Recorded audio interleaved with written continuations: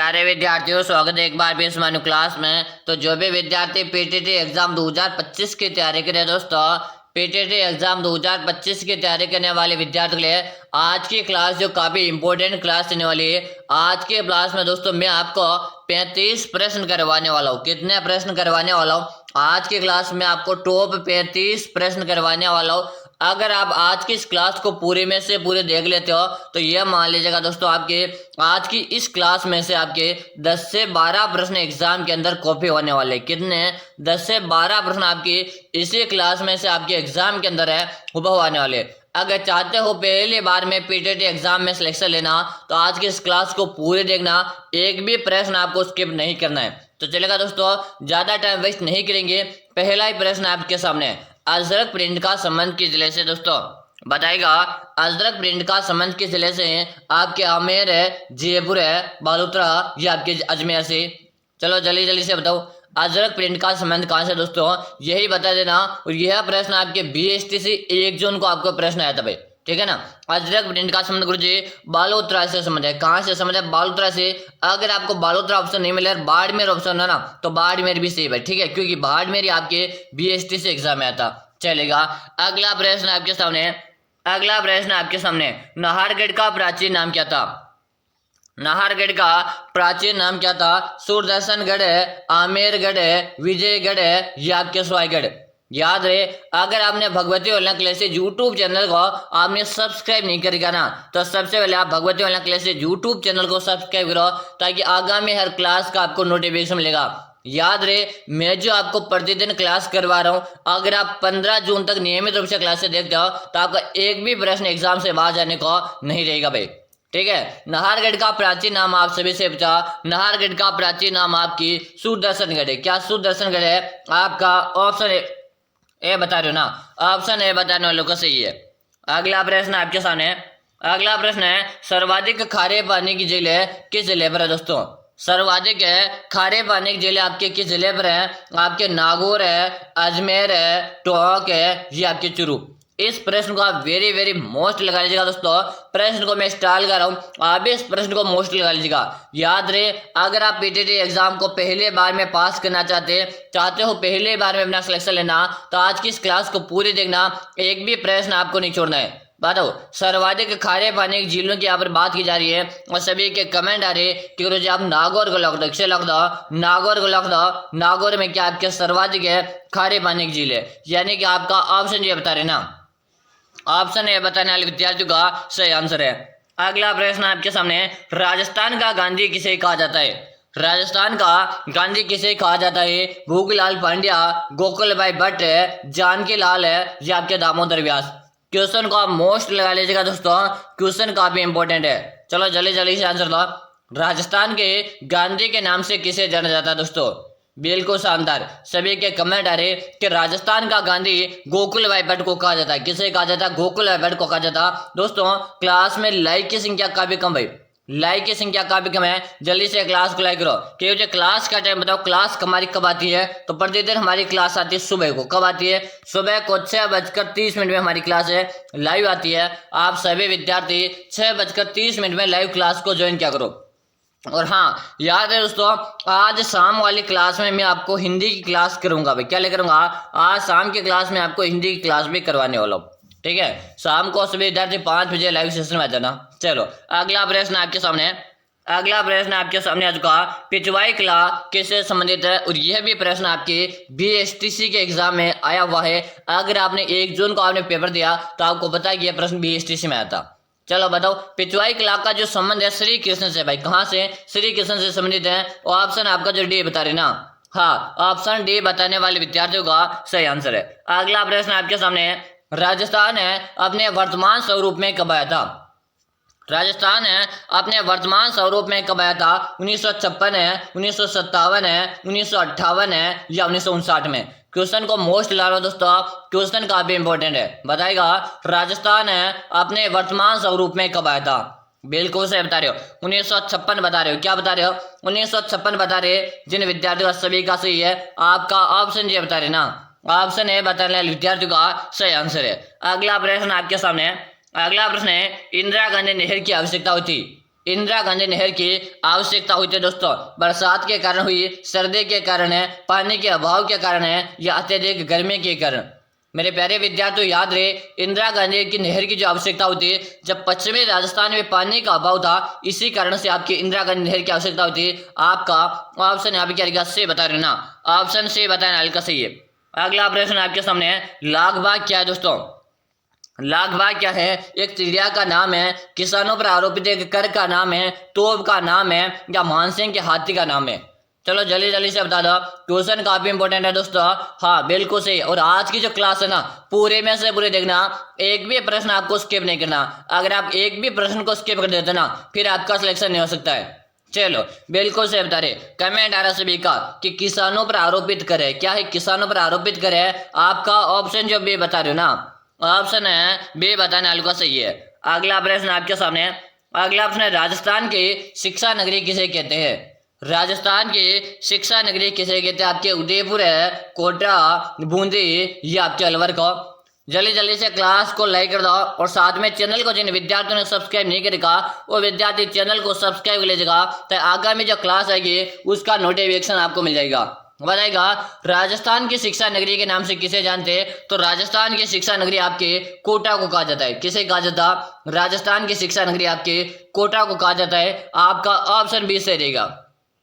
क्या रहेगा? ऑप्शन जो बी बता रहे हो ना, ऑप्शन बी बताने वाले का सही आंसर है। अगला प्रश्न आपके सामने, डेगाना क्षेत्र किस खनिज के लिए जाना जाता है?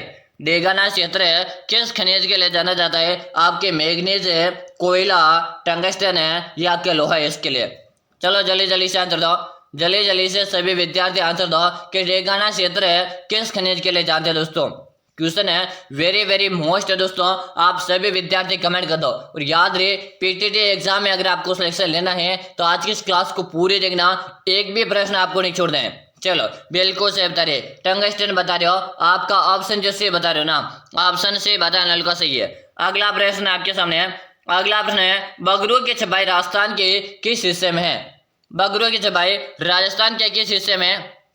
इससे पहले आप सभी विद्यार्थियों को बता दो, अगर आप भी कर रहे हैं पीटीटी एग्जाम 2025 की तैयारी, आपका भी सपना है पीटीटी एग्जाम को पहले बार में पास करना, तो याद रहे मेरे प्यारे विद्यार्थियों, पीटीटी वाले विद्यार्थियों के लिए हमने एक ब्रह्मास्त्र बुक तैयार कर दिया।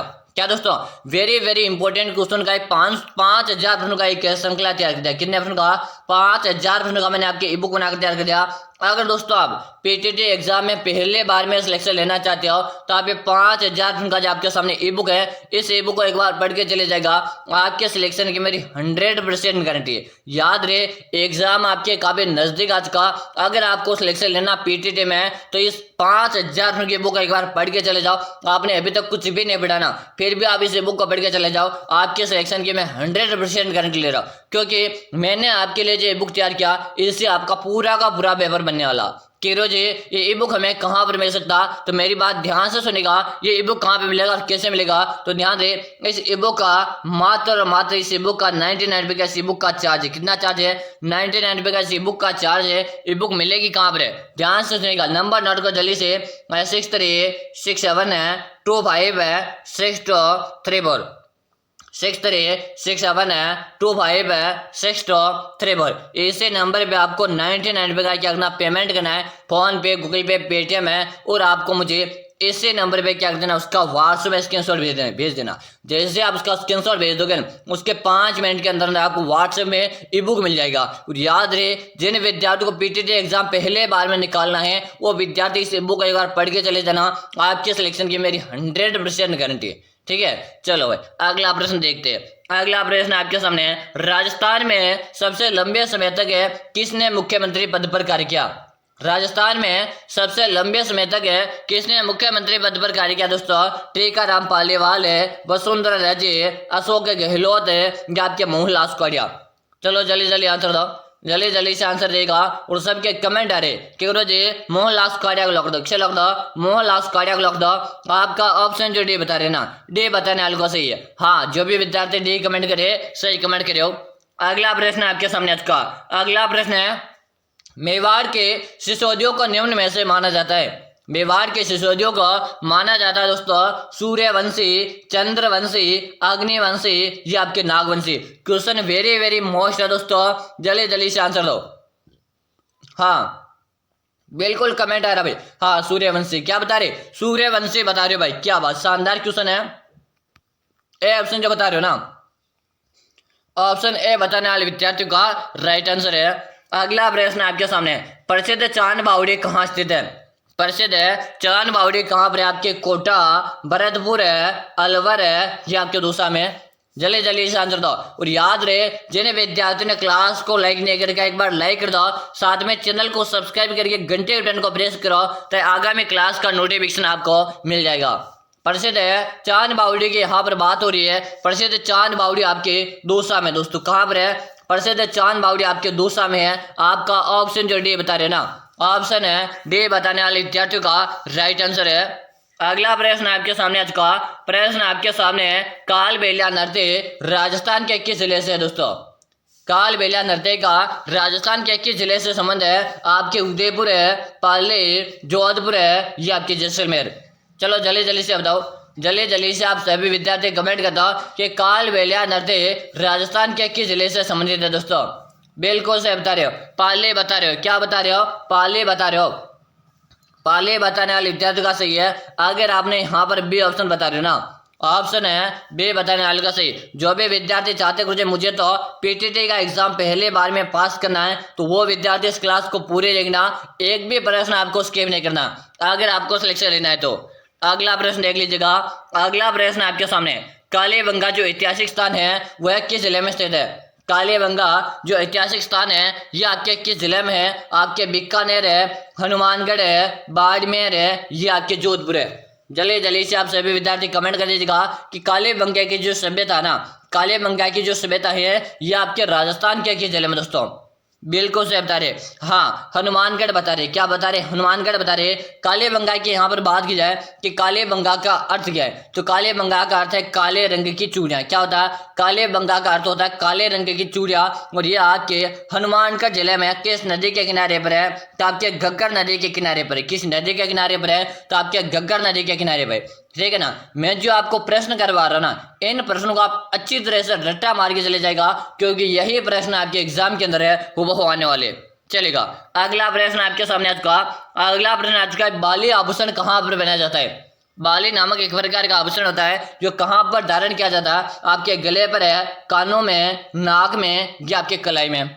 चलो जल्दी जल्दी से बताओ, जल्दी जल्दी से बता दो, साथ में क्लास को लाइक करो, बार बार कहने की जरूरत नहीं पड़नी चाहिए, जल्दी से क्लास को लाइक कर दो। हाँ जैसे आप क्लास में उपस्थित होते हैं ना, सबसे पहले आप क्लास को लाइक कर दिया करो।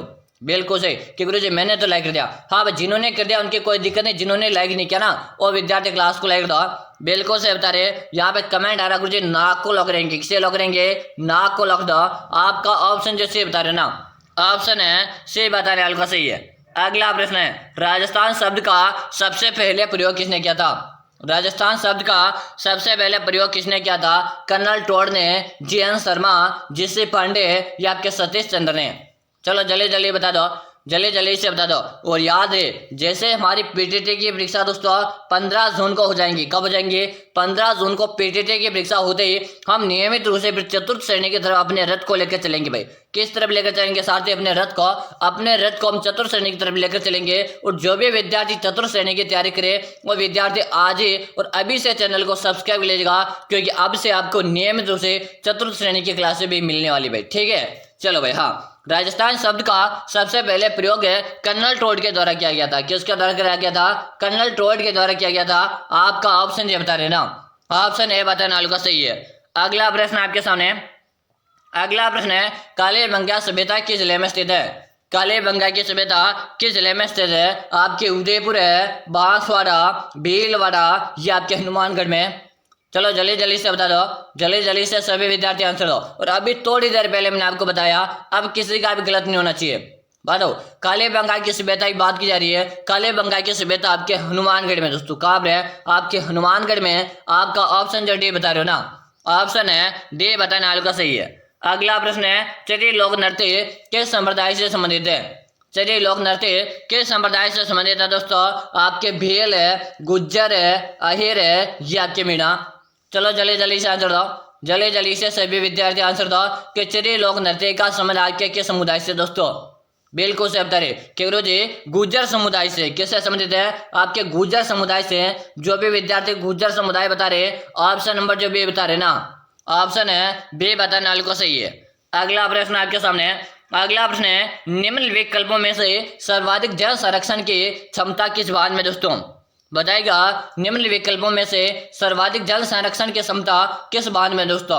आपका बिसलपुर बांध है, जवाई बांध है, राणा प्रताप सागर बांध है, या माही बजाज सागर बांध। अगर बात की जाए सबसे लंबा बांध कौन सा है, तो सबसे लंबा बांध है आपका माही बजाज सागर बांध है। और सर्वाधिक जल संरक्षण की जो क्षमता है ये आपके राणा प्रताप सागर बांध में है, यानी कि आपका ऑप्शन है सी को लॉक कर दो।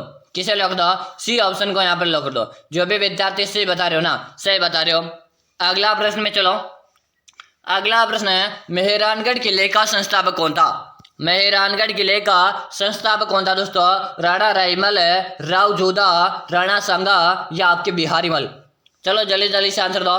जल्दी जल्दी से आप सभी विद्यार्थी कमेंट कर दीजिएगा कि मेहरानगढ़ किले का संस्थापक कौन दोस्तों। वेरी वेरी इंपॉर्टेंट क्वेश्चन है। क्वेश्चन को मैं स्टार लगा लेता हूँ, आप भी इस प्रश्न को स्टार लगा लो। हाँ बिल्कुल सही बता रहे, जोधा बता रहे। क्या बता रहे? जोधा बता रहे। कब करवाया था? 1459 में इसका निर्माण करवाया गया था। ठीक है ना, ऑप्शन आपका जो भी बता रहे ना सही। मेहरानगढ़ जो दुर्ग है आपके चिड़ियाटुक पहाड़ी पर। किस पहाड़ी पर है? आपके चिड़ियाटुक पहाड़ी पर आपका मेहरानगढ़ का दुर्ग है। चलेगा। अगला प्रश्न आपके सामने आ चुका। राजसमंद में कौन सा किला स्थित है? राजसमंद में कौन सा किला स्थित है? आपका जूनागढ़ है, तारागढ़ है, जालोर है, या आपका कुंभलगढ़? चलो जल्दी जल्दी से बताओ। जल्दी जल्दी से सभी विद्यार्थी आंसर दो कि राजसमंद में आपका कौन सा किला स्थित है। क्वेश्चन काफी इंपॉर्टेंट है, क्लास पूरे में से पूरी देखना, एक भी प्रश्न आपको स्किप नहीं करना है। बिल्कुल से बता रहे, कुंभलगढ़ दुर्ग बता रहे। क्या बता रहे? कुंभलगढ़ दुर्ग बता रहे। इसी कुंभलगढ़ दुर्ग में आपके 9 मई 1540 में महाराणा प्रताप का जन्म हुआ था। किसका हुआ था? इसे कुंभलगढ़ दुर्ग के कटारगढ़ के बादल महल में महाराणा प्रताप का जन्म है 9 मई 1540 को हुआ था। चलेगा। अगला प्रश्न आपके सामने। दिल्ली के सुल्तान है AK-47 ने चित्तौड़ पर कब्जा कब किया? बताएंगे। दिल्ली के सुल्तान है AK-47 ने अलाउद्दीन खिलजी ने चित्तौड़ पर कब्जा कब किया दोस्तों? 1296, 1303, 1428 या 1526 में? दोस्तों क्वेश्चन काफी इंपॉर्टेंट है, याद रहे क्वेश्चन को स्टार और वेरी वेरी मोस्ट लगा लो। चलो, अलाउद्दीन खिलजी की बात की जा रही है, और जब चित्तौड़ पर जो अधिकार किया था अलाउद्दीन खिलजी ने 1303 में किया था। कब किया था? 1303 में किया था। और जब 1303 में जब पद्मिनी ने यहाँ पर जोहर किया था दोस्तों, तो पूरे इतिहास में प्रसिद्ध हो गया था। ठीक है ना, आपसे पूछा जाए कि किस रानी ने 1303 में अपना जोहर किया था, तो याद रहे पद्मिनी ने जोहर किया था, और यह जोहर पूरे इतिहास में छा गया था, यानी कि 1303 को आप याद कर सकते हो। ठीक है, चलेगा भाई। अगला प्रश्न आपके सामने है। अगला प्रश्न आपके सामने है दोस्तों, अलगोजा किस तरह का वाद्य यंत्र है? अलगोजा किस तरह का वाद्य यंत्र है दोस्तों? आपके तबला, तार है, सुसिर है, या आपके गन वाद्य यंत्र है? दोस्तों याद रहे वाद्य यंत्र आपको सारे याद रहने चाहिए। वाद्य यंत्र जो आपको जितने हैं ना सारे याद कर लेना। क्यों से वाद्य यंत्र से आपके 2 से 3 प्रश्न आते हैं। अगर आप कमेंट करके बता दो, अगर आप कमेंट करके बता दो मुझे एक क्लास में वाद्य यंत्र करवा दो, तो मैं आपको पूरे वाद्य यंत्र करवा दूंगा। और वाद्य यंत्र के मैं आपको वह प्रश्न करूंगा जो आपके सीधे पेपर में बार बार रिपीट होते हैं। लेकिन आपको कमेंट करके बताना। अगर 100+ कमेंट आ जाते हैं कि मुझे वाद्य यंत्र की क्लास करवा दो, तो मैं आपको 100% करवा दूंगा भाई वाद्य यंत्र वाली क्लास। चलो, अलगोजा आपका एक प्रकार का सुसिर वाद्य यंत्र। किस प्रकार का वाद्य यंत्र है? आपका सुसिर वाद्य यंत्र है। ऑप्शन जो आप इससे बता रहे ना, ऑप्शन सी बताना का सही है। अगला प्रश्न है, जस्ते की खान कहाँ पाई जाती है? जस्ते की खान कहाँ पर? आपके सांबर है, भीलवाड़ा, या आपके जावर है, या आपके केतली में? चलो जल्दी जल्दी से आंसर दो। जस्ते की खान आपके कहाँ पर पाई जाती है मेरे लाडलो? तो बिल्कुल सही बता रहे, जावर बता रहे। क्या बता रहे? जावर में आपके जस्ते की खान है, यानी कि आपका ऑप्शन जो सी बता रहे ना, ऑप्शन है से बताने का सही है। अगला प्रश्न है, अलवर जिले में कौन सा राष्ट्रीय उद्यान है?